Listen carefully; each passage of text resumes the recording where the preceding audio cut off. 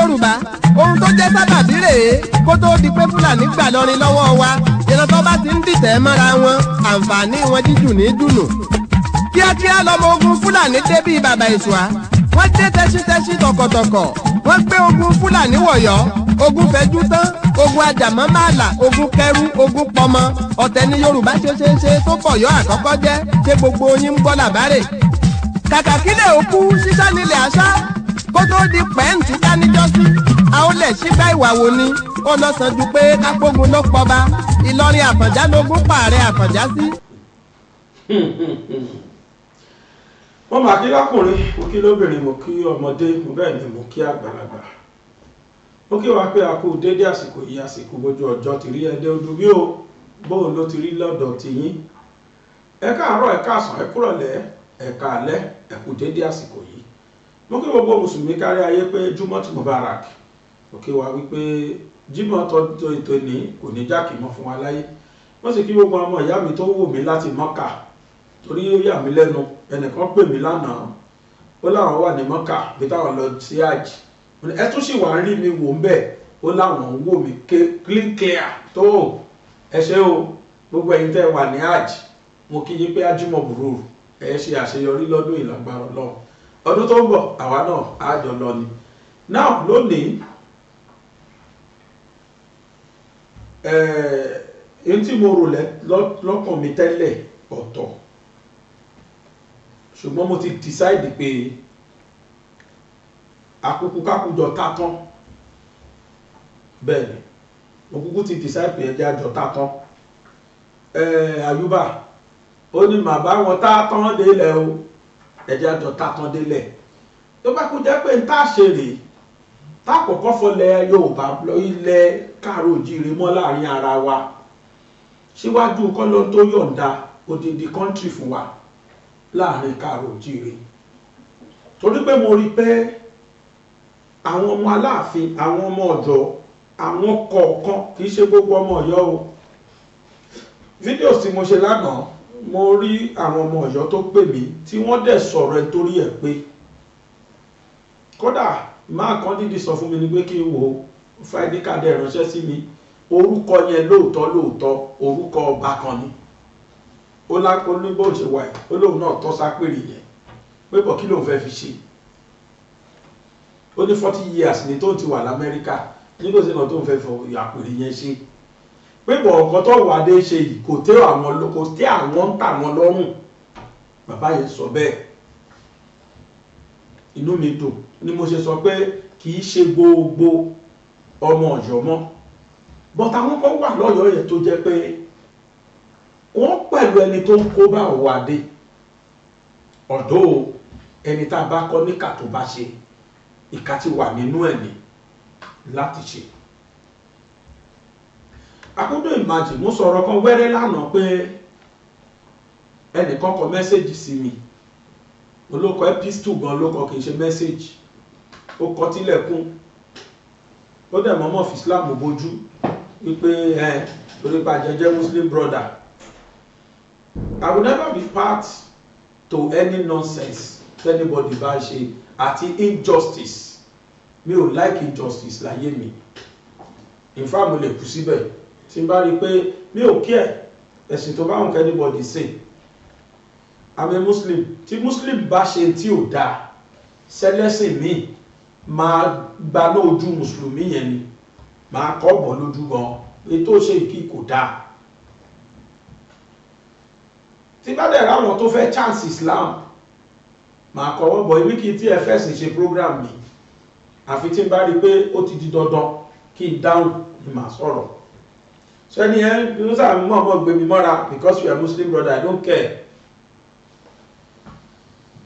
but wọ́n á rí messages tí àwọn arọ́yọ̀ send sí mi lórí fídíò wọn bá tí mo ṣe lánàá yẹn àwọn èèyàn ká attack mi gan I don't care if you like attack me if you like abuse me kò sí ilé tó kàn mí mi ríro kò kàn mí in tó kàn mí ni pé let there be peace in the whole world let there be peace in Yoruba race or Odùduwà race or Káàárọ̀-o-jíire race ní tó bá wà ká pè bẹ́ẹ̀ tó bá sọ pé lágbájá olè ní ẹ téèyàn yẹn dẹ̀ mọ̀ pé òun jalè ṣe bí n tó yẹ kó tó dáa jù fún ó ní kó jókòó kó rorí ara ẹ̀ wò kó dẹ̀ change.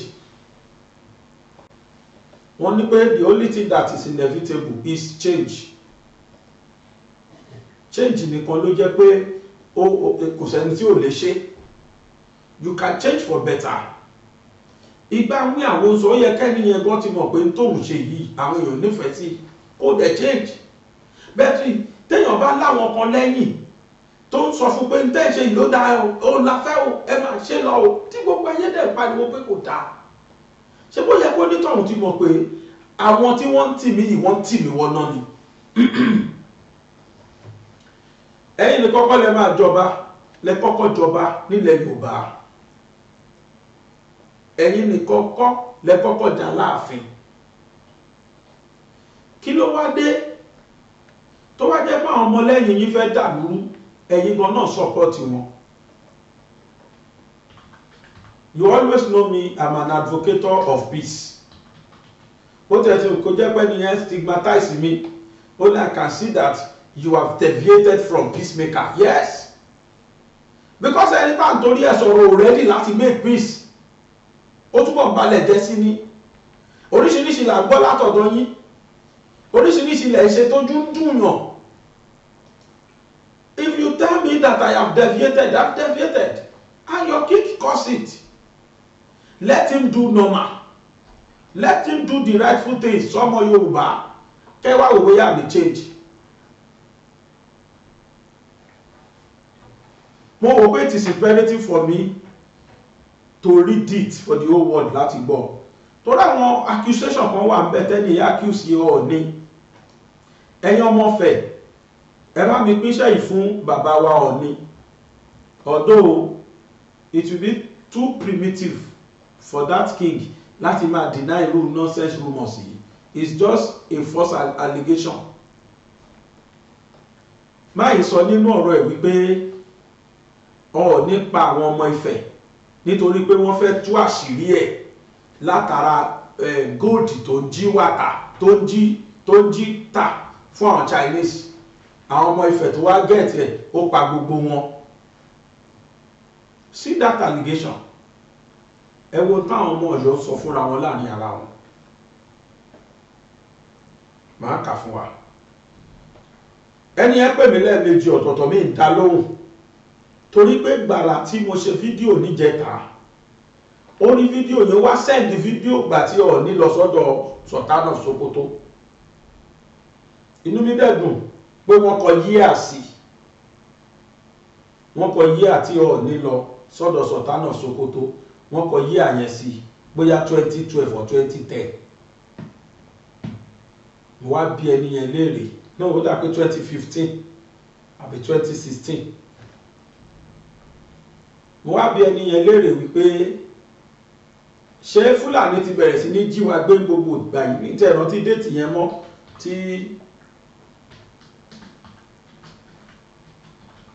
tí ọba yẹn tó sọ pé Ọọ̀ni lọ kí Sultan of Sokoto.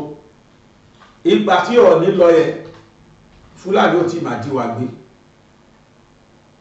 So mo wá bí ẹni yẹn pé ṣé ní yíyà tí Ọọ̀ni tẹ́sọpọ̀ Ọọ̀ni lọ yìí ṣé Fúlàní ti jí wa gbé ńgbà yẹn ní ìsọjù bẹ́ẹ̀ lọ ìpanu mọ́. Ìgbà tí mo ti rí bó ṣe ṣe yẹn mo ti mọ̀ pé lára àwọn ọ̀tá Ọọ̀ni ní sómi tí ẹ bá sọ̀rọ̀. Ó wá pè mí orí pé mi ìdáhùn ló bó ṣe kọ́ pistol ránṣẹ́ nìyẹn.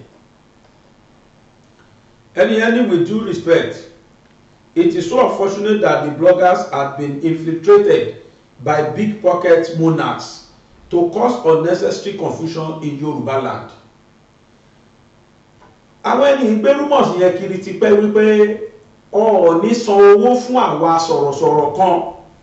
Àwọn kí n má lè mi torí wọn èmi ò rọ̀ Ọọ̀ni rí. Ọọ̀ni ò fún mi kọ́bọ̀.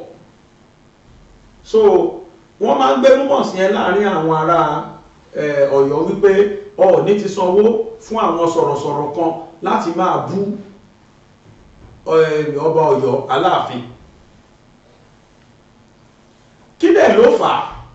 Wọ́n rí pé eléyìí tọ̀hún eléyìí ẹ̀yin ọ̀ní everybody wà nígbà tí a kì í ṣe wèrè nígbà tá a kì í ṣe tí ò ní làákàyè gbogbo wa tẹ́lẹ̀ advocate of peace ni gbogbo wa tẹ́lẹ̀ peace ni gbogbo wa fẹ́ láàrin gbogbo ọmọ káàró òjíire tẹ́lẹ̀ gbogbo wa ò fẹ́ kẹ́nikẹ́ni kó bára wọn jà tẹ́lẹ̀ nǹkan tá a fẹ́ ni kí gbogbo ilẹ̀ Yorùbá ká dé ọ̀kan tẹ́lẹ̀ ṣùgbọ́n gbà tó ní kálukú wa tá a rí wà tí Aláàfin tuntun tó yàn tí èdè ìpòṣù kan gbà yẹn tó ń wù táàdẹ̀ kì í sọ máa lé Yorùbá torí pọ́rọ̀ tá a sọ ti wá dọ́gba tẹ́lẹ̀tẹ́lẹ̀ Awíkonko ló kọ́kọ́ rí kíní yẹn àwa tó kù òrí mo wà ní ẹni tó bá wọn bú Awíkonko ló dalẹ̀ Yorùbá mo wà ní ẹni bá wọn bú bọ́tà àtẹ bí ò tètè mọ̀ pé ọ̀gbẹ́ni yẹn rí òótọ́ ọ̀rọ̀ èmi náà nígbà tí mo wá ṣe sùúrù mo rí díẹ̀ ṣùgbọ́n mo rò pé ẹ má jẹ́ ká sọ̀rọ̀ lọ́bẹ̀ yẹn ẹ jẹ́ ká fọwọ́ bò mọ́lẹ̀ èmi náà rò bẹ́ẹ̀ pé ká jọ fọwọ́ bò mọ́lẹ̀ ká jọ fọwọ́ bò òdodo mọ́lẹ̀ nítorí kí peace lè rè but all of a sudden gbogbo bá ṣe ń advocate fún peace ìṣe làwọn ọmọ Ọ̀yọ́ náà tó bọ̀ buná sí òun ló fà á tí ẹ fi rí i pé èmi náà fi kúrò ń bẹ̀ pé òkè tó bá yẹ pé ká kúkú fọ́ lójú tán ká wá tòótò òní solution okay let's continue gbogbo bá a ṣe ń wo pé kótó àwọn ọmọ Ọ̀yọ́ àtọba wọn ò fẹ́ wọ́n ṣàfẹ́ exact agbára yẹn lórí gbogbo ilẹ̀ Yorùbá pé sẹ́ẹ̀ aláwọn lọ̀gá àwọn olórí òun lẹ́sẹ̀ rí bàbújẹ́ tó dé bá wọn lánàá despite the fact pé gọ́fúnà ló nílùú àwọn House of Assembly ni wọ́n ratify ẹ̀ àwọn ni wọ́n buwọ́lù àwọn ọmọ Ọ̀yọ́ tátún sí yarí pé kò jọ́sẹ̀ torí pé wọ́n sàfẹ́ jò lórí ẹ bá mi wọ́n pé kí wọ́n fẹ́ mú jáde bẹ́ẹ̀ arákùnrin ni ó mẹ́sẹ̀jì mi pé with due respect it is so unfortunate that the bloggers have been infiltrated by big pocket monarchs to cause unnecessary confusion in Yoruba land.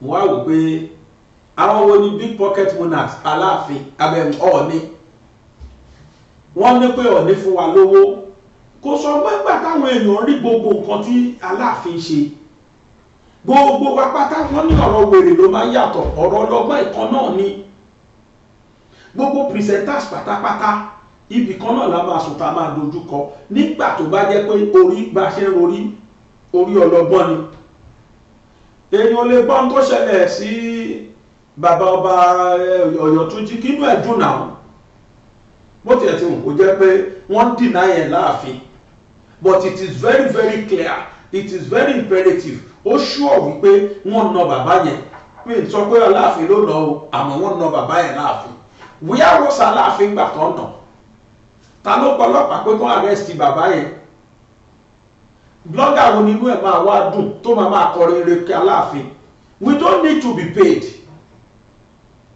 nobody need to pay us before we say the truth out ìyẹn fẹ́ ní bá fẹ́ sòótọ́ ọ̀tọ̀ àwọn bloggers kan wà tó jẹ́ pé kàríkàṣọ́ làwọn fi program wọn ṣe káṣàǹkárì ni wọ́n pẹ́ nìkan ẹ̀mọ́ káṣàǹkárì làbẹ́kúta ọjà tiẹ̀ káṣàǹkárì ló pé bẹ́ẹ̀ bàbá ti lówó ẹ̀ lọ́wọ́ agbọ́jà ó làwọn fi irú ẹ̀ làwọn ẹni oṣù lè tí ẹ o káṣàǹkárì bó bá lówó wá rajà mi ṣùgbọ́n káṣàǹkárì làwọn blogger mi ń ṣe tó jẹ́ pé the best the most wealthy carry the day ó lọ́dọ̀ tí àwọn ò fẹ́ mọ̀ọ́tọ́ wọn ò fẹ́ mọ́rọ́ sáti fún wọn lówó wá sọ tí ò yẹ kan sọ jáde àwa kan wà kì í ṣe bẹ́ẹ̀ we don't need to be paid before we say the truth tẹ́lẹ̀tẹ́lẹ̀ mo ti kọ́ bá yín fọwọ́ bò mo fọwọ́ ẹ pé àbẹ́mi náà bá tó sọ̀rọ̀ ilẹ̀ Yorùbá bàjẹ́ sí i ó lèmi náà rò tẹ́lẹ̀ ṣùgbọ́n mo wá rí pé kàkà kó sọ̀lá ìyá ọmọ ìyá àjẹ́ ó túbọ̀ fi ọmọ ẹ̀bọ́bìnrin ni oríṣiríṣi rìpọ́ọ̀tù látúbọ̀ ń gbọ́ láti the same àfin láti the same Ọọ̀ni láti the same Aláàfin kí ló dé ṣáà nìkan ló máa kọjọba ni my man nobody ever paid us paid me jẹ́ sọ̀rọ̀ fúnra mi kò sẹ́ni tó fẹ́ mi lówó o mi lè sọ Awíkóńkó o mi lè sọ àwọn tó kú o mi lè sọ anybody o bẹ́ẹ̀ fẹ́ mi I don't need to be paid before I say the truth. So ètò sọ pé àwọn big pocket kìíní kan yẹn sápò ti yín nìyẹn ìtàn Aláàfin ti yín lè ṣe lẹ́sọ yẹn tẹ́ bá rò bẹ́ẹ̀ pé ọba kan fún wa lówó which means Aláàfin ti yín náà lè sanwó fáwọn èèyàn kí wọ́n máa wá gbèjà ẹ̀. What is new in tó bí mi nú rèé o what is new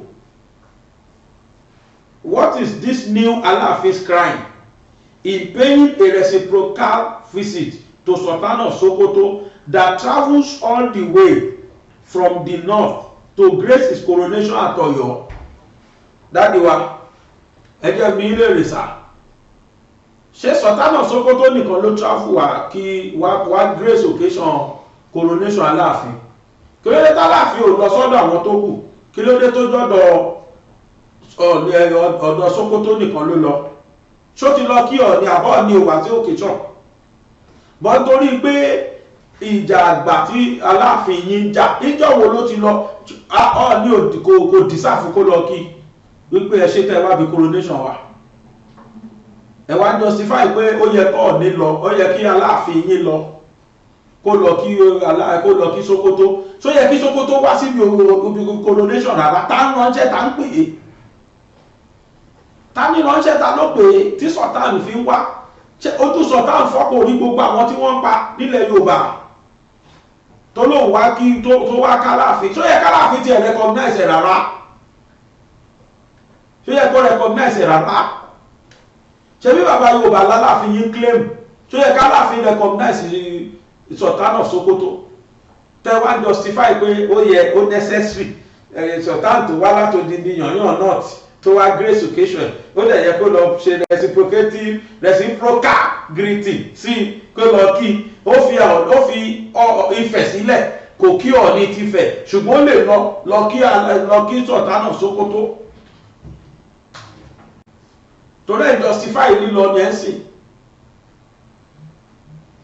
Move on. Please be advised that Alaafin of Ọ̀yọ́ does not need anybody's validation to perform his role in his shared leadership role with Ọọ̀ni of Ifẹ̀. Mi ní sọ̀rọ̀ sí yẹn, màá sì sọ̀rọ̀ o. Prior to the enthronement of this incumbent Alaafin, the whole of social media was defecated with false news by some biased bloggers that Sultan of Sokoto was against the enthronement of Oba Owade, that went so far in their fabrications that the Owade's rival Lukman Gbadegesin was the Sultan's choice because he was born and raised at Sokoto. So inú ẹ̀wọ̀ ẹ̀yẹ èèyàn ló yẹ kí n sọ̀rọ̀ ìṣá.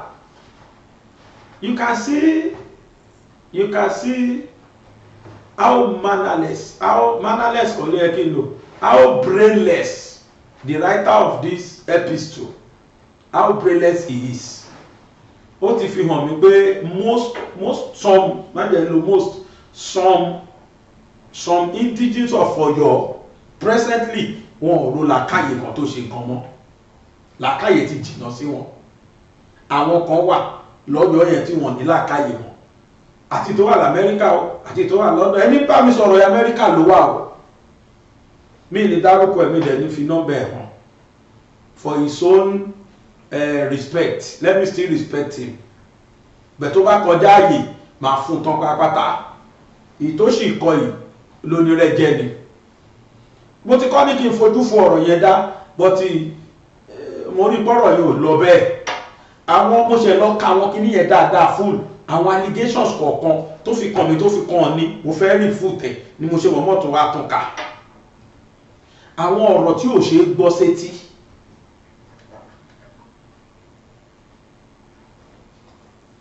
Let's remember that we are all going to be questioned. Only please fear Allah àtàwọn nǹkan mi nídìí yẹn. Only let's remember that we are all going to be questioned about all our deeds after death. I am not hiding brief for Oba Owade, nor Ooni of Ife, nor Oba Oluomo. It is just so unfortunate that Aronfale's death is wrongly attributed to Alaafin. Definitely. Some, let me say, much percentage from Oyo, they still not believe and they still not accept wípé ọba àwọn jẹ̀bi lórí ikú Ọ̀wádé. Wàláì large percentage láti Ọ̀yọ́ bóyá ó mọ̀ and abroad wọ́n believe pé ọba àwọn jẹ̀bi lórí ikú Ọ̀wádé. Ṣé rí ẹ jẹ́ kí n sọ kinní kan fún yín. Àwọn family Ọ̀wádé ó dá mi lójú pé kì í ṣe pọ́n sùn family bàbá ọba Ọ̀yọ́ tó jí ó dá mi lójú pé kì í ṣe pé àwọn family yẹn sùn. Bóyá sì ń retí time, bóyá sì fẹ́ fúnra wọn time, bóyá wọ́n strategize, I wouldn't know. But mo mọ̀ pé ikú bàbá yóò lè lọ bẹ́ẹ̀.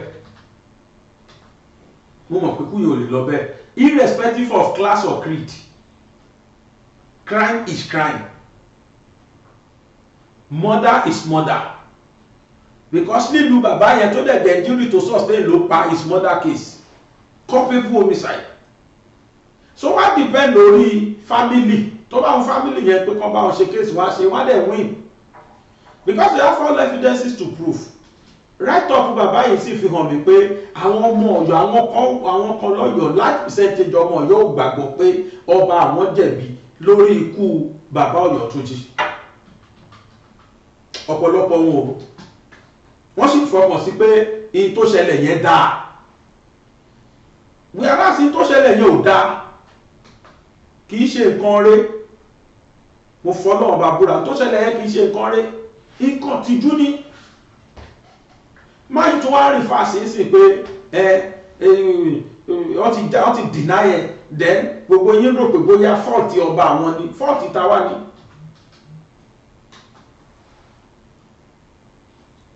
Only it is just unfortunate that Aronfale's death is wrongly attributed to Alaafin. Wrongly.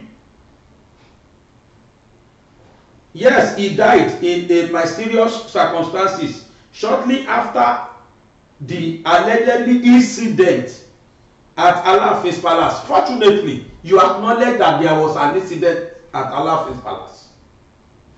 Thank God that you acknowledge that there was an incident at Alaafin's palace. Yet, you still believe your Oba and his entourage they are innocent. That is none of my business. But at Alaafin's palace, but only Allah knows best and knows the details, and he shall judge everybody, including paid bloggers and evil content creators profiting repeatedly spreading biased information to malign others. Lọ́nà ọmọ adájọ́ fún no problem. Ó wá sọ pé as you rightly advised, bẹ́ẹ̀ mi ṣe advice ọba wọn, the palace had issued communique debunking Alaafin's involvement in his death. With due respect, you are one of the social media personalities that I admire prior to Aronfale's death. But now he doesn't admire me anymore and I don't care. But it now appears that you have shifted completely, changing narratives against Alaafin and Oyo people. Torí mo hate yín ni. Ó ní tẹ́lẹ̀ nínú àwọn tó wọ́n admire mo sì sọ̀rọ̀sọ̀rọ̀ mo jẹ́ kan nínú wọn. Ṣùgbọ́n nísìn mo ti shift completely, mo ti ń sọ̀rọ̀ against Alaafin àti àwọn ọmọ Ọ̀yọ́ torí mo hate yín ni. Ẹ mọ̀ pé yàwó tí mo fẹ́ fẹ́ yín lẹ gbà lọ́wọ́ mi, tàbí kó jẹ́ yín lẹ lùyà mi pa, tàbí kó jẹ́ pé torí mi mọ̀ tí mo lè mo tẹ́ ṣe fún mi tí mo fẹ́ hate yín. If you are not ẹ wò má jẹ́ sọ̀rọ̀ lórí program mi fẹ́ máa búyàn. Ẹ sà tó bá pẹ́ làkàyè yín kó sọ̀rọ̀ dáadáa bó ṣe yẹ kó sọ̀rọ̀ ni. Ìjọ tó bá yín gbadé ìjọ náà làwa ṣe ní Ṣàbídé l'Abẹ́òkúta. mi ìran ọmọ mi kankan nínú àwọn staff mi kò sẹ́ni kankan tó lọ sí tó lọ cover Lísàbídé. Ẹni mẹ́ta ọ̀tọ̀ọ̀tọ̀ ni mo rán wá sí ókùnjọ́ ókọ̀túnla tí wọ́n máa ṣe ìgbàdé làwọn ọmọ mi ti dé sọ́yọ́. Abẹ́ bíríìjì ni wọ́n sùn títì gbogbo hòtẹ́ẹ̀lì fully booked. Torí pé mo yé ìjọba yìí ni mo ṣe rán ìwà kan wá cover coronation lórí program wa lọ́wọ́ bẹ̀ kẹ́wọ́ yá many hours la fi gbé coronation ọba yìí. If I hate him, I never knew him from Adam ní ìmọ̀rí until tí wọ́n enthrone as ọba. So I have no reason to hate him. I've never been to Canada tó ń gbé ní ìmọ̀rí mi gbọ́ pẹ̀rì kódà mi gbòrúkọ ẹ̀rì until tí wọ́n enthrone ìtọ́ àwọn bàbá ẹ̀ ni mo ti kà. Gbogbo bí wọ́n ṣe fi bàbá ẹ̀ jọba bó ṣe jóun lẹ́ni àkọ́kọ́ tó kọjọba nínú fámílì ẹ̀. Lóhun ṣe ń jẹ́ ẹlẹ́wù ẹ̀tù àkọ́kọ́ torí ìran ìjọba rí. Ó lẹ́ni àkọ́kọ́ nínú ọmọ bàbá ẹ̀ o nínú àwọn bàbá wọn o olókọ́jọba gbàrà nínú ní èjì wọn. So èyí tí mo mọ̀ ń pa ẹ̀ nìyẹn mi ìmọ̀rí mi ò rírí. Why should I hate him? But your attitude towards other obas make everybody hate you. Why will you be imposing yourself on other obas? Ojo bàtà ìjọba ti sọ̀rọ̀ ẹ̀dọ́ Ọlọ́run lé gbogbo wọn lórí. Òun náà ló ṣẹlẹ̀ lọ́yọ̀ọ́ tí wọ́n sọ pé kán máa rotate tẹ́yìn ọmọ Ọ̀yọ́ yarí torí pé dominance yẹn ti wà nínú ẹ̀gẹ́ yín. You like dominating. You like ruling others. Kẹsà dominate ìwà Fúlàní. Àwọn tó pè ní Fúlàní ní ìfẹ́ ẹ̀ bá wọn wí torí ìwà Fúlàní lẹ̀ ń lóòótọ́ kódà orí Fúlàní ní ìtún pé jù yìí lọ. Torí Fúlàní ò ní fogun jà àwọn ẹgbẹ́ ẹ̀, Fúlàní fogun jà àwọn ọ̀ràn míì ni. Ẹ̀yin àwọn ẹgbẹ́ ẹ̀yin àwọn ọ̀ràn yín lẹ́yìn fogun jà. Ọba yín dé Táìdè ó ń gbéná wojú ẹkùn odidi bàbá ẹ̀ Ọọ̀ni. Àwọn anìkọ́mọ Yorùbá má dẹ̀ ìkọ́ yín. If you must hear now, mi ìrò pé ẹnikẹ́ni mi ìrò pé blogger kankan gba kọ́ bọ̀ lọ́wọ́ anybody. Ìtọ́ sọ dẹ́ rí yẹn òótọ́ ọ̀rọ̀ everybody sọ. Kò sẹ́ni tí inú ẹ̀ dùn sí bọ́ba yín ṣe ṣe. Kó lọ ọ ní àìfàgbàfẹ́ nìkan ní ọjà yín ogún. Program ta fi ń bá bọ̀ lẹ́ Yorùbá ọba yín dé tàbí ó kọ́wọ́ bọ gbogbo ẹ̀ lójú.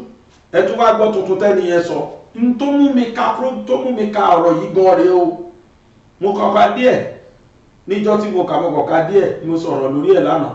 Bọ̀ ńgbà tí mo wá kà fún lílé òru èní mo wá rò pé no mi gbọ́dọ̀ fetí gbọ́ ilé lásán mi gbọ́dọ̀ rìpọ́ọ̀tù máa yìí fàyè. Ó ní Ọọ̀ni ti pa àwọn ọmọ Ifẹ̀ nítorí gold.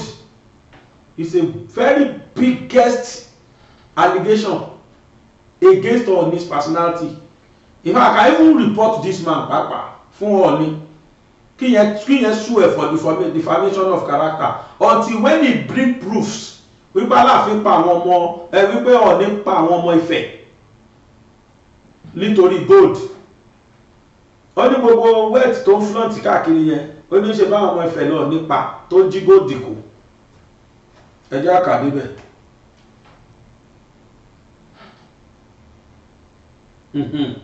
Only if we accuse new Alaafin of being Sultan of Fulani's agent, where was your Ọọ̀ni of Ife during the Gangan Fulani massacre? Where was your Alaafin of Ife of Ọ̀yọ́ during the massacre? Ife l'Alaafin Ife ní Ọọ̀ni wà. Alaafin yín tó wà ní Ọ̀yọ́ ńkọ́ tó dẹ̀ jẹ́ pọ́yọ́ state nìkan ti ṣẹlẹ̀ kí l'Alaafin yín ṣe sí bàbá Adéyẹmí àbí ó ti kú gbà yẹn ni kí l'Alaafin ti yín ṣe sí Alaafin ti yín náà ṣàgbégbèsẹ̀ ẹ̀dẹ̀ rí bí gbogbo wa ṣe jáde tán fún Ọọ̀ni kódà Ìgbòho fún rẹ̀ bọ́ Ọọ̀ni jà. So it's not a big deal bó ṣe wà ní Líkì ló ṣe wà ní Gbàǹjà. Ọ̀ṣun state ní Alaafin ní Ọọ̀ni wà. Alaafin ti yín tó wà lọ́yọ̀ state kí ló ṣe sí kí ni bàbá yẹn ṣe sí ẹgbẹ́ sátọ̀rọ̀ ń gbà ẹ̀ kí ni bàbá yẹn ṣe sí gbogbo àwọn ọmọ Ọ̀yọ́ tó ń pàdánù kí ni bàbá yín ṣe sí? alára máa sọ pàrọ̀ òun káràtà máa ló kú ó kó àìsàn ó kó àìwo. nígbà tí bàbá yín Aláàfin ti yín tí ò ti gbé gbèsè Ọọ̀ni náà dísà láti máa gbé gbèsè torí kì í ṣe state ẹ̀. You have no point, sir. Now move on. What is it? The same Ọọ̀ni? Was it not the same Ọọ̀ni that allegedly massacred is Ife people that are exposing his illegal gold mining business from which he acquired ill-gotten wealth? It is floating around. Look at that statement. Ó ní mo ń kà lọ́wọ́ ẹ̀ máa yẹn ló kọ́ mo ní nọ́mbà ẹ̀ lọ́wọ́ mo dẹ̀ ní bó ṣe kọ́ mo ní evidence to proof mo ti bá screenshot mo screenshot orúkọ ẹ̀ mọ́ kán lè mọ̀ pé òun ló kọ́. Let him deny, I will face him. Mo ní evidence to proof this particular statement máa report ẹ̀ fún Ọọ̀ni. Let Ọọ̀ni sue this man to court. America ló wà. Mo mọ orúkọ ẹ̀, mo mọ every particular, mo mọ every details ẹ̀. Tọ́ bá tí ìfikàn jófin nínú ẹ̀yin ọmọ Ọ̀yọ́ yẹn ara yín ò ní balẹ̀. Wàláì statement yìí ló jẹ́ kí wá ka ọ̀rọ̀ jáde. Look at that allegation, very powerful.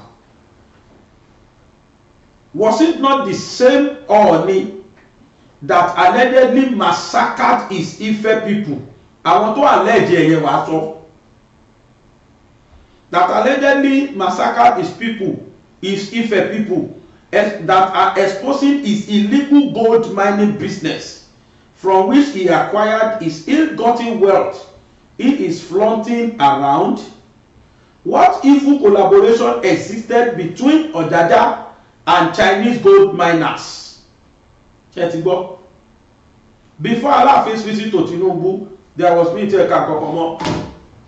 Ibi tí mo fẹ́ stop nìyẹn. Ibi tí mo lè pẹ̀ kí o gba ayé gbọ́ nìyẹn. Ṣé ti gbọ́ impression àwọn ọmọ Aláàfin, àwọn ọmọ Ọ̀yọ́? Ṣé ti gbọ́ impression wọn? Ẹni bá sọ pé ìjà yẹn ó máa tán very soon, irọ́ ni o. Wọ́n dídí gbé kọ̀ńténà àjà wa gan ni tí wọ́n fi ń bá Ọọ̀ni jà. Aṣọ Ọlọ́run ló jọ wá. Ọlọ́run ò tí sọ pé ká gba Yorùbá nation. Torí tó bá mú wa kálá àti gba Yorùbá nation tí Yorùbá dẹ̀ hàn nínú orúkọ yẹn, believe you me, wàláì. In táwọn Aláàfin máa ṣe lọ́ ṣe. Wọ́n kàn máa di ìtàn ti ṣe nítàn mú tàn tẹ́lẹ̀. Wọ́n bá kàn yan gbogbo ìlàrí sí gbogbo ìlú kọ̀ọ̀kan ni. Ìlàrí náà bá kàn yan sí ìlú kọ̀ọ̀kan. Ìlàrí Ọlọ́yọ̀ á pọ̀ tún padà dé ni. Níbo la dẹ̀ ti fẹ́ rí Lísàbí mọ́? Lísàbí àtijọ́ lójú ẹ̀ lè wà mọ́. Kò lè sírú ẹ̀ mọ́.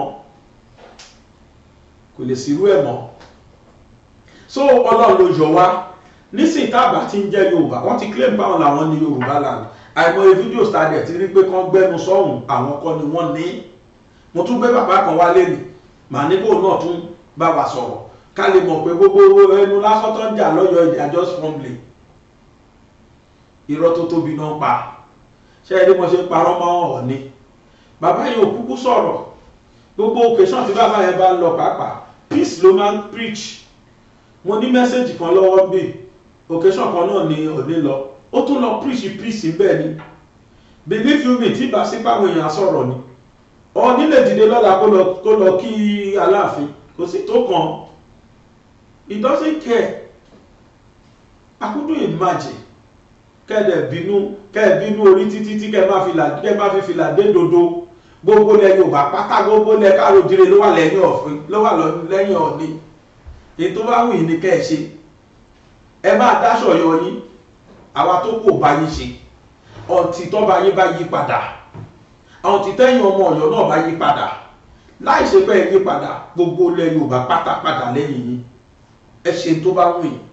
Ẹ túbọ̀ máa gbé rumors kiri Ọọ̀ni fún wọn lówó Ọọ̀ni nobody cares.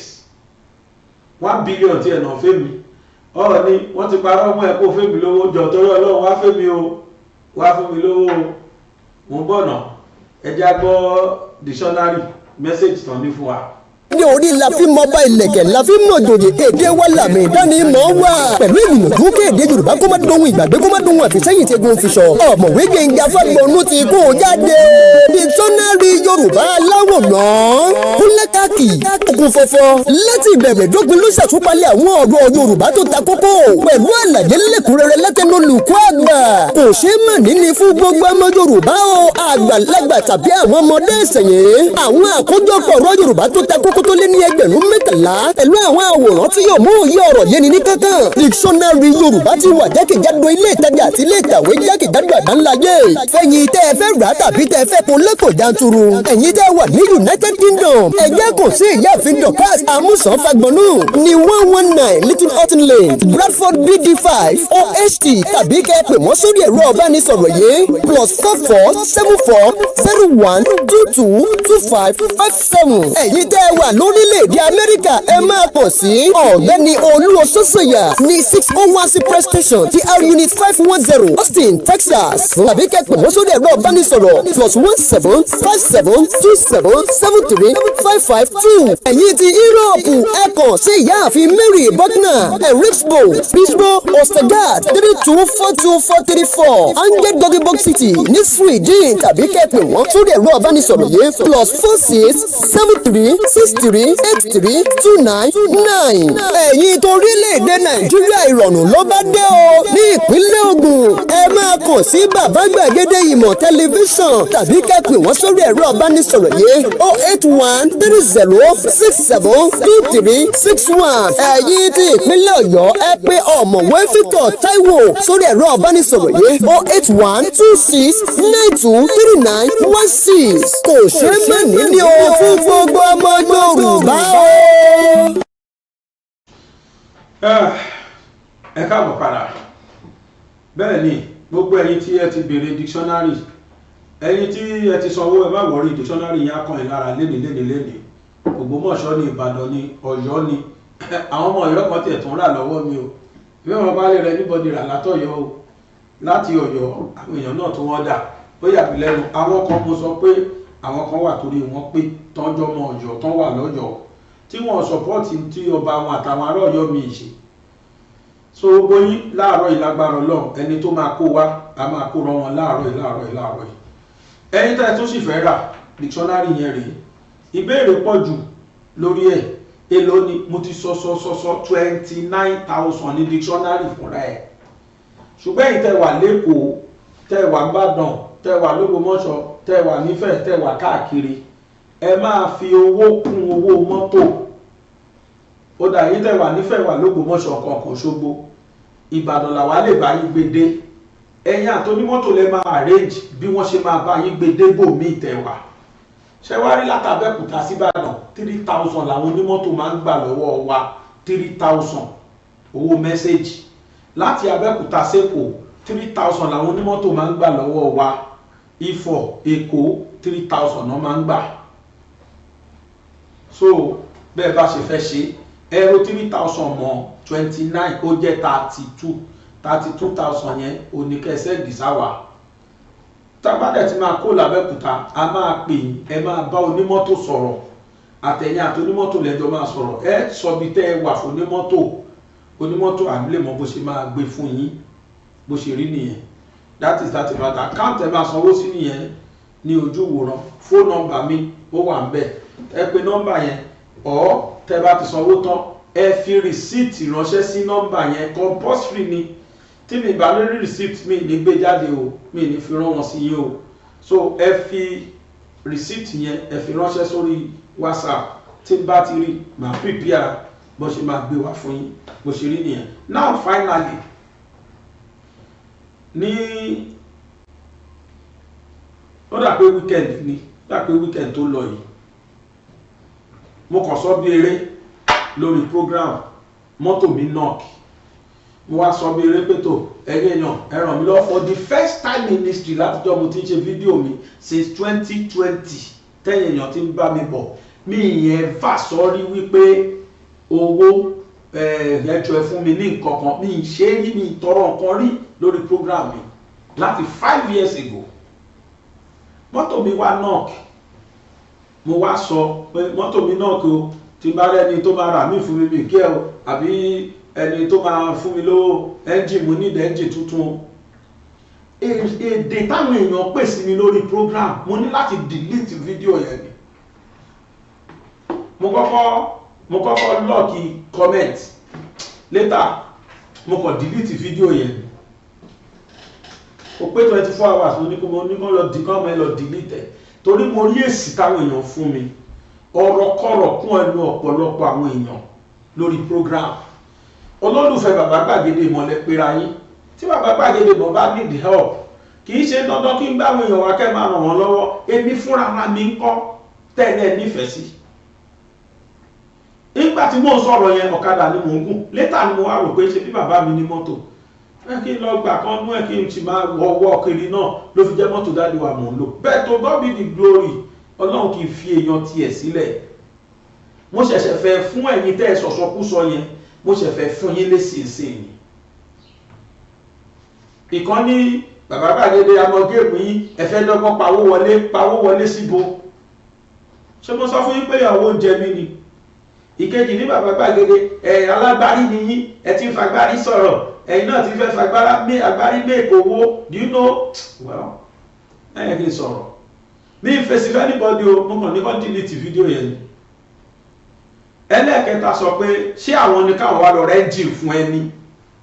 And these are the people that are calling themselves olólùfẹ́ Bàbá Gbàgede mọ̀. First time in history tí máa ever sọ nǹkan tó jọ mọ́ tèmi fúnra mi.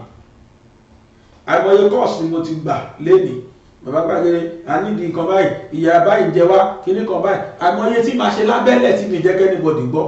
I'm less concerned. Now mo wá fẹ́ mú proof wá, gbogbo ẹ̀yin tẹ́ ní impression pé Bàbá Gbàgede mo fẹ́ pawó wọlé. Mo dúpẹ́ lọ́wọ́ mọ́mì mi kan, màmá yẹn wọ́n fún mi ní 500,000, 1.7 million ni mo ra ẹ́ńjìnì. Mo dúpẹ́ pé mo ti ríra o, mi ì dẹ̀ tọrọ lọ́wọ́ ẹnìkan ṣoṣo. Ìyá yẹn mo kàn lọ kí wọ́n ní nínú fans mi náà ni mo ní kì í ṣe mọ́tò tèmi lélẹ̀, pé mọ́tò dáàdi wa ni, torọ́ náà tí mo gbà dọ́dọ̀ wọn ọ̀nà yóò dáa. Mo ní láti bá mọ̀pọ̀ náà yìí bó ṣe rí nìmi ní wá o, torí mọ́tò tí mo gbà mọ́tò dáàdi wa ni. Wọ́n ní mọ́tò tèmi kọ́ mo lọ́wọ́ àlẹ́ mẹkáníìkì, ó ní ìdẹ́jì, mo dẹ̀ wò ó, mo ti wọ́ dànù síbì kan bẹ́ẹ̀ gbogbo mo tún rí 1.7 million. Màmá yẹn dẹ̀ ṣe di 500,000 sákàǹtì mi. Mo dúpẹ́ púpọ̀ lọ́wọ́ yín mà. Ọlọ́run dẹ̀ ṣe yanu. Ní ìjẹta ni wọ́n lọ ra ẹ́ńjìn wá fún mi. Ìfẹ́ ni yẹn dídí lọ sí warehouse lọ́dọ̀ ọmọ Yíbò ní warehouse wọn lẹ́kọ̀ọ́, tó dídí lọ bá mi rà wá. Wọ́n ti ń bá mi gbé sí i. Mo dúpẹ́ o. Ọ̀rọ̀kọ̀rọ̀ tó bá kẹ́nu yín ẹ̀yẹn máa sọ lọ. Bọ̀kínì kan ni mo rò lẹ́nu mi pé àwọn tó sọ̀rọ̀ yẹn lè jọ ọmọ Ọ̀yọ́, tí n táṣe òdùn mọ́ ó lè jẹ bẹ́ẹ̀. Bá mi ṣọ́ àwọn fídíòsì yẹn jọ. Ibi tẹ́ ń wò yìí, ibẹ̀ ni wọ́n ọ̀dọ̀ ọmọ Yíbò ní warehouse lẹ́kọ̀ọ́, ibẹ̀ ni wọ́n ti lọ rà. Ó ní ibi tó ti lọ rà lẹ́ ń wò yìí. Gbàtẹ́ni yẹn lọ bá mi rà wá ní àwọn ẹ́ńjìnì yẹn lẹ́rí tí wọ́n jọ jáde yẹn. Owó tó gbà lọ́wọ́ mi, ó lóun máa lọ bá mi ra finest, to God be the glory, mo rí tó rà lóòótọ́. Láti bẹ̀ òun ni tí wọ́n rà fún ilẹ̀ tó dé mọ́lẹ̀, tó dé nylon sí, tó dé sílẹ̀ lẹ́yìn.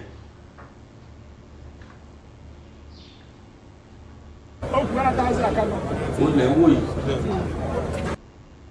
Láti bẹ̀ wọ́n gbé lọ sí workshop wọn.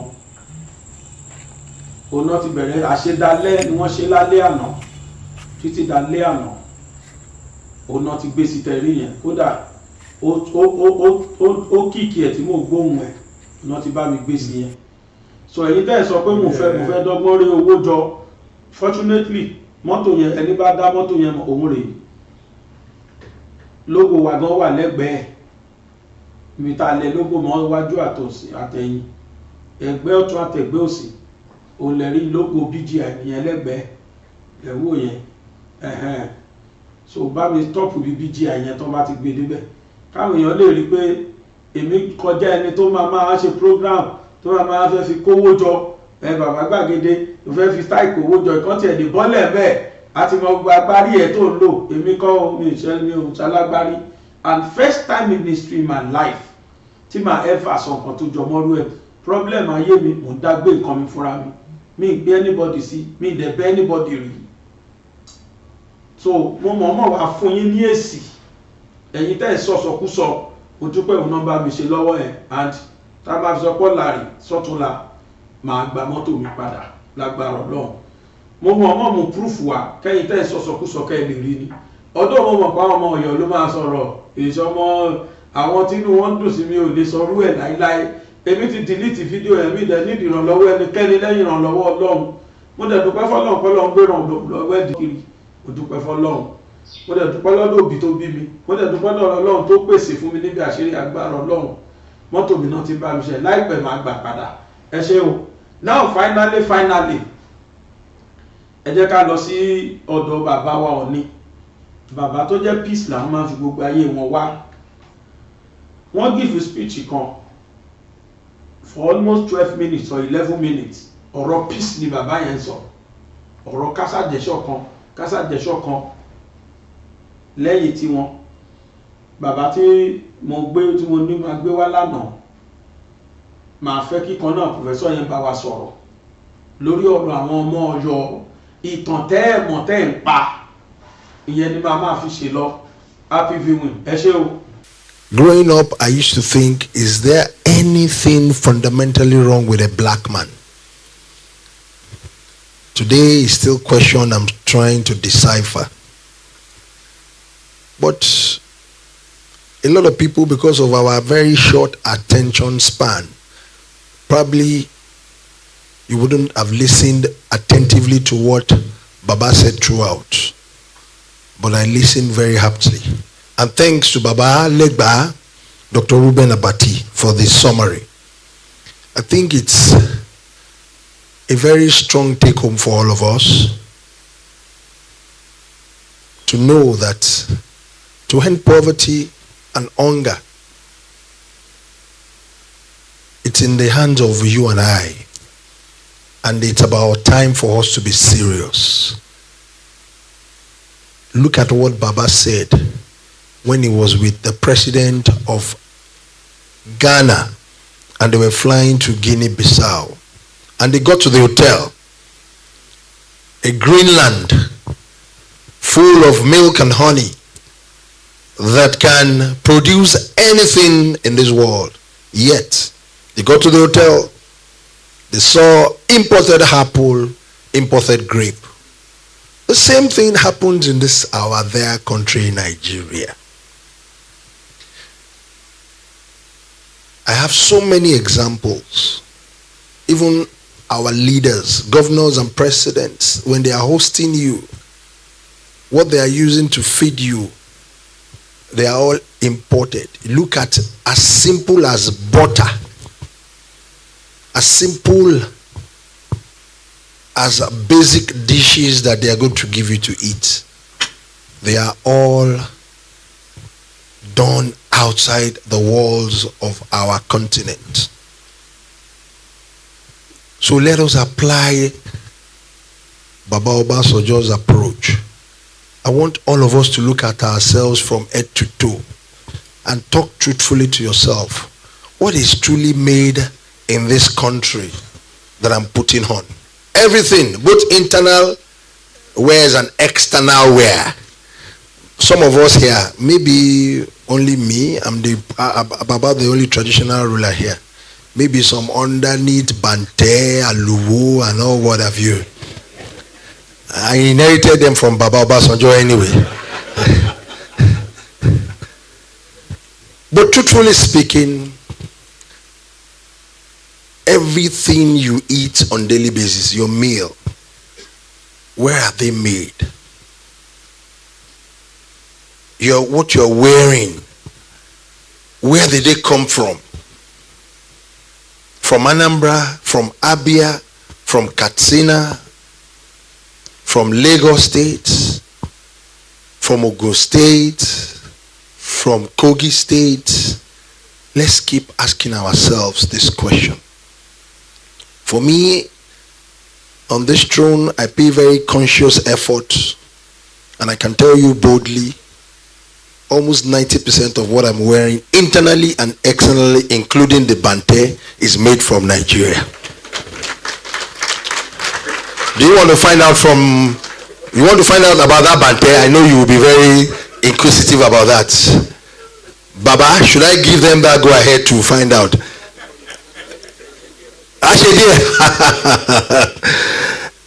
So for me, a very short story to round up.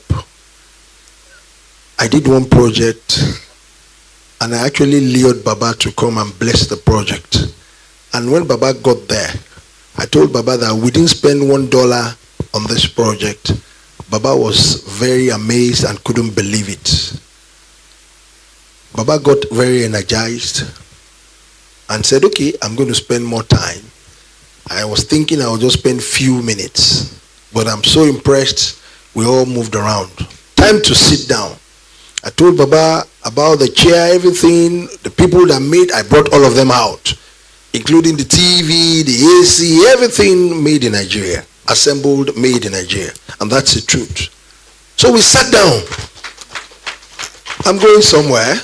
We sat down on the chair, like 4 of us. I'm happy Yadra was there that day too. She's here too. Myself, Baba, Yadra, and someone else came to join us. The next thing we heard was, boom, the chair just broke. And you know, Baba, out of his hilarious ways and means of doing things, he said, Kabiyesi, don't worry. It's made in Nigeria, but the chair just settled. It's settlement. You know, but I learned something that day. I was angry, but he was able to calm me down that, don't worry, we will get there.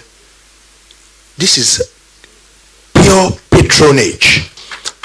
If everybody can be bold enough to patronize what is our own, the chair that got broken today, you will improve on it and take it to another level. On this note, I want to challenge each and every one of us. If we want to break poverty in this country, let us be patriotic. Patriotism, patriotism, and patriotism. God bless you and God bless our dear country, Nigeria. Thank you very much. Ìgbà kan wà, Yorùbá jẹ́ báyìí, Yorùbá jẹ́ báyìí, ẹ wo pé kí la jẹ́ nísinsìnyí. Yes, ìgbà kan wà táwọn ọba wọ́n ṣe pàtàkì. Àwọn gan ní ìjọba. Nǹkan táwọn ń pè ní ìjọba wà àjọ àwọn ọba.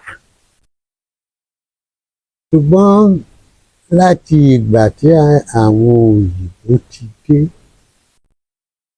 ní ọba ò ti jẹ́ ìjọba mọ́. Nígbà tá a ti bẹ̀rẹ̀ democracy, ẹ má sì gbà pé ilẹ̀ Yorùbá ló kàwé jù. Àwa la lọ London tá a ṣe gbogbo ẹ̀. As a matter of fact, nígbà tá a máa bẹ̀ sí dìbò democratic election, Èkó àti West ló ti kọ́ bẹ̀rẹ̀ ẹ̀. Nígbà tá a máa bẹ̀rẹ̀ political parties, others NNDP, ayé ìjọ́un kì í ṣe NNDP ìgbà kan. Àbí Nigeria Youth Movement. Ní àwọn SNC aṣọ́gun tó dé ilẹ̀ Yorùbá náà. Gbogbo ọ̀làjú yìí ló kó agbára kù lọ́dọ̀ ọba. Ẹ má gbàgbé wípé ìtàn ń lọ pé ní ìlú Ọ̀yọ́ tẹ́ ẹ dárúkọ ẹ̀ náà. Ẹnìkan jẹ́ alága council tó jẹ́ deputy leader action group nígbà náà. Ó lọ́ọ́ bá òdìdí fún un. Ẹ náà gbọ́ bó ṣe parí. Ó sì lẹ́tọ̀ọ́ nítorí protocol list council chairman ní number 1 ní ìṣọba. Alága ìjọba àbílẹ̀ lákọ̀ọ́kọ́. Bẹ́ẹ̀ni, ní protocol list state kì í ṣọba. Even ní protocol list Nàìjíríà, wọ́n á ní president, vice president, wọ́n máa ká lọ kó tó máa sọ pé chairman traditional council. So wọ́n ti kó agbára kù lọ́dọ̀ àwọn ọba. àwọn dẹ̀ wá ní problem nílẹ̀ Yorùbá a máa wo pé a Sultan Sokoto gbogbo Sokoto state kò sí Sultan míì ọ̀n títí wàhálà dé sí ti Kano ẹ̀ máa ẹyọ kan ló wà ní 44 local government tó wà ní Kano àti Jigawa 38 but bí Yorùbá ṣe bẹ̀rẹ̀ yàtọ̀ ẹ bá ti kúrò nífẹ̀ẹ́ wàá gbé adé tiẹ̀ wàá lọ dá kingdom tiẹ̀ sílẹ̀ ní kálukú ń lọ dá kingdom tiẹ̀ sílẹ̀ ìyẹn náà ló jẹ́ ká wà urbanize that's why nígbà tí William Bascom sọ pé nígbà tí àwọn òyìnbó dé Nàìjíríà ní 13 whatever it was wọ́n realize pé tán bá ń wo àwọn urban centers àwọn ìlú gbogbo Nàìjíríà yìí pé 47% àwọn ìlú ńláńlá pé Yorùbá ló ní nítorí pé ọba kan tó bá ti ń gbádé bọ̀ òye ò dá lulẹ̀ sínú ẹ̀ ò bá dùn sọ́ba ẹ̀ tí bóyá ẹ joyè ọba ẹ̀ dùn kò bọ́ sí ẹ lọ́wọ́ wàá tún gbéra wàá lọ dá tiẹ̀ lẹ̀ ó jẹ́ ká wà ní urban centers ó jẹ́ ká wà urbanize ó dẹ̀ yẹ ká lajú ju gbọ́ ọ̀pọ̀lọpọ̀ èèyàn lọ. So lónìí wọ́n ń struggle láti fún ọba ní róòlù ni kò ní róòlù àbí tí àwọn gómìnà bá fẹ́ wọ́n á pè wọ́n á ní security gómìnà gan ò ní control lórí police ká máa sọ pé ọba á máa struggle á máa wá vigilante á máa bẹ àwọn ará ìlú láti ṣe. So tábà wá sọ pé ọba wo ló ń darí ilẹ̀ Yorùbá ọba tí ò darí ìlú ẹ̀ tí ò ló máa wá darí ilẹ̀ Yorùbá it's a wrong thing. Èmi ò sì fẹ́ engage nítorí pé mo close mọ́ bàbá àná lọ́yọ̀ọ́ gan gidi mo close mọ́ bàbá mẹ́ta ní Ifẹ̀ including eléyìí tó wà ńbẹ̀ eléyìí tó wà ńbẹ̀ ilé sọ pé òun ò bẹ́ nìkan du leadership ẹ bá dẹ̀ rántí kò dẹ̀ ní ìdíjẹ́ rí o ní láti du nǹkan tó bá jẹ́ tọ́ rẹ̀ tó bá jẹ́ tòótọ́ ní irọ́ tá máa ń pa fúnra wa pé Ifẹ̀ láti wá èmi ò rí nǹkan tá à ń jà tó nígbà àwọn Ìjẹ̀bú tí wọ́n ní wọ́n wá láti Wàdáì wá láti Sudan báwo ni Yorùbá ṣe dé Sudan àwọn Yorùbá Muslim tó ń lọ sí Mecca ẹsẹ̀ náà máa ń fi rìn jọ wọn àná ọ̀pọ̀lọpọ̀ wọn ò wá padà wọn á dúró sí Southern Sudan àwọn náà pera wọn Wàdáì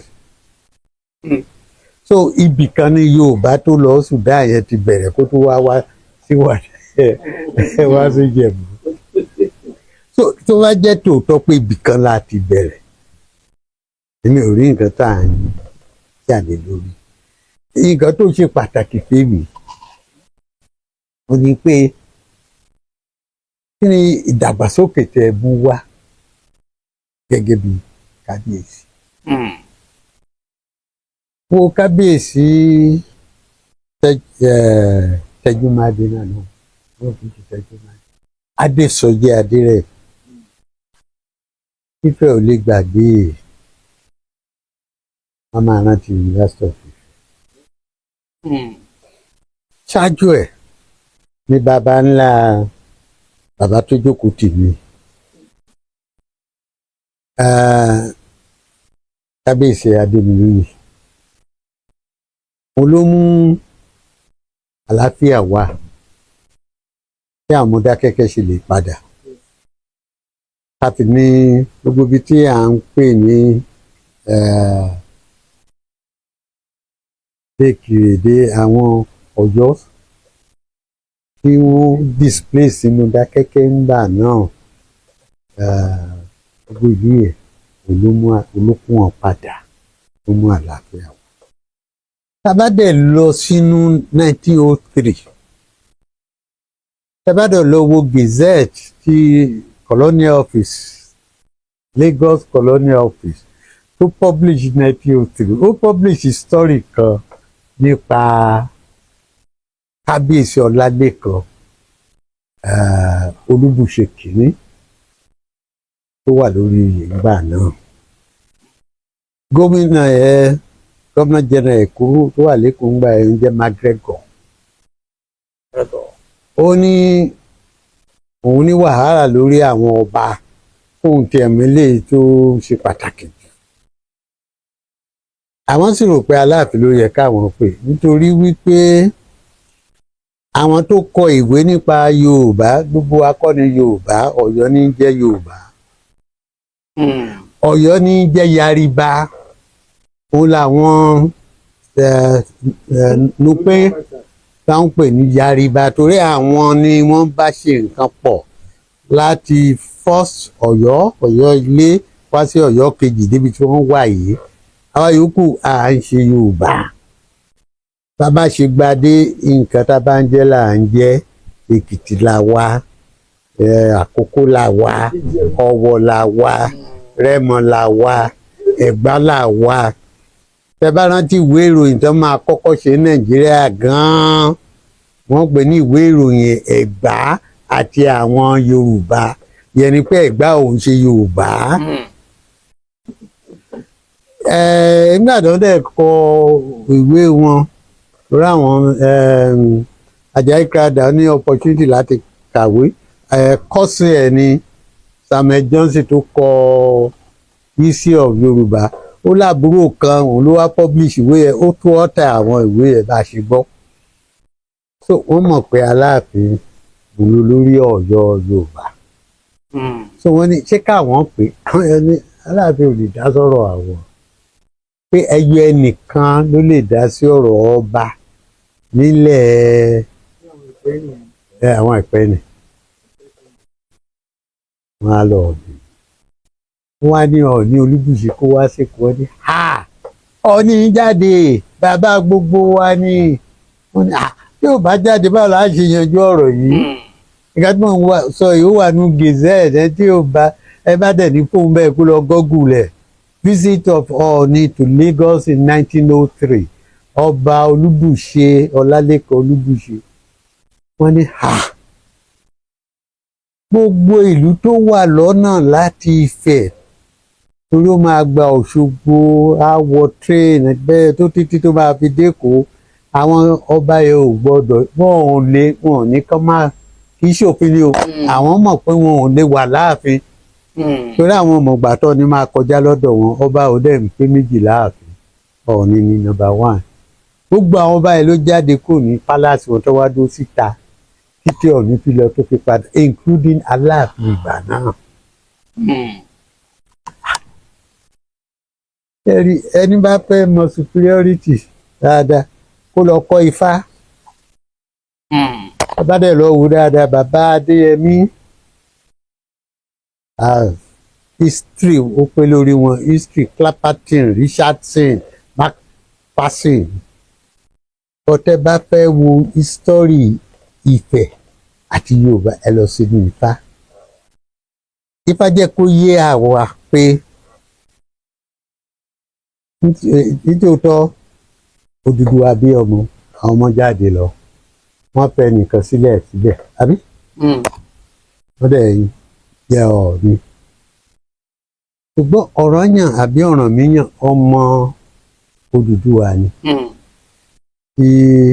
Gbàdá wà níléèwé a máa kó àwa bóyá wọ́n ní kó lọ bomi wá ní níkàkíníkà ó yàrá ọ̀nà máa is a military wọ́n ní kó lọ máa jà káàkiri. Kí ló dẹ̀ ń jà fún gbà náà? Wọ́n rí i pé Ifẹ̀ empire, because Ifẹ̀ was an empire, bí wọ́n ò pé ní Yorùbá empire, so wọ́n kó lọ máa restore dàbẹ̀. Ìyẹn ló bá dé Benin tí ó fi dá dynasty ọba tó ìwà ń bẹ̀ lónìí. History jẹ́ ká mọ̀ ẹni tó bá dẹ̀ fẹ́ validate nǹkan tí mo sọ kó lọ sí ààfin Ọọ̀ni kó lọ wo list of Ọọ̀ni. The 6th Ọọ̀ni was Ọ̀rànmíyàn. Before him Aláyémọre ló wà ń bẹ̀. Wọ́n lé Aláyémọre nígbà tí Ọ̀rànmíyàn tí wọ́n fi jẹ́ ẹ́. Nígbà tí Ọ̀rànmíyàn kú Aláyémọre padà wá láti Ẹ̀fọ̀n ló lọ dá Ẹ̀fọ̀n sílẹ̀. so ọmọ Odùduwà ní Ọ̀rànmíyàn.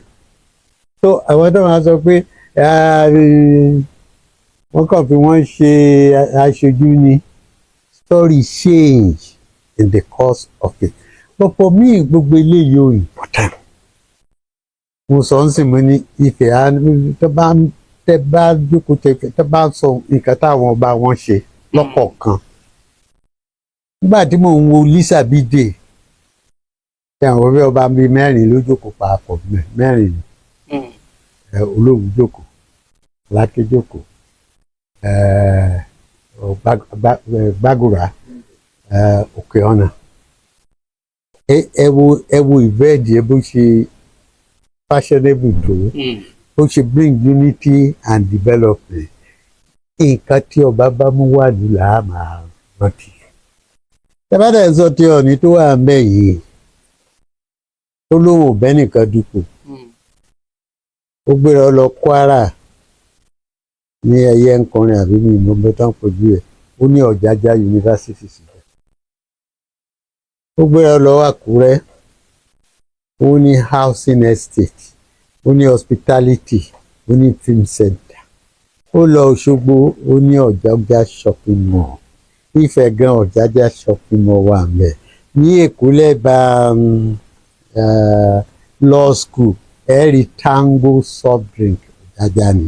Nígbà tá à ń bá COVID yìí, gbogbo Yorùbá state ló náwó sí tó gbé àwọn nǹkan tá a lè máa fi ṣe fumigation wá, òun àti Apẹ́ University.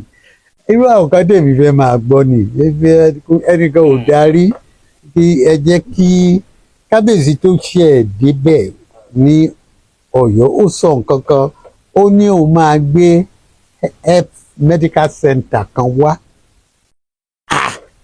To me ìyẹn ló yẹ ká máa encourage ju pé ká máa fà sínú pé ta ló ṣe kí.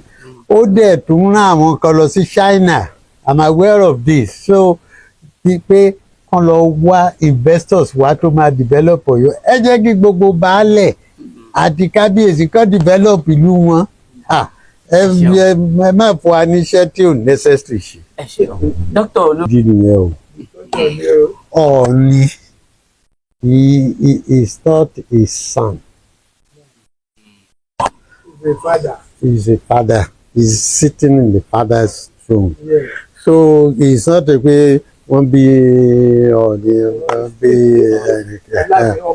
and Chairman, Ọ̀yọ́ was not established until taba lọ sí archive taba lọ dáadáa. Ọ̀yọ́ itself was not established until almost 4 centuries after Ife exists. There have been 3 Ifes.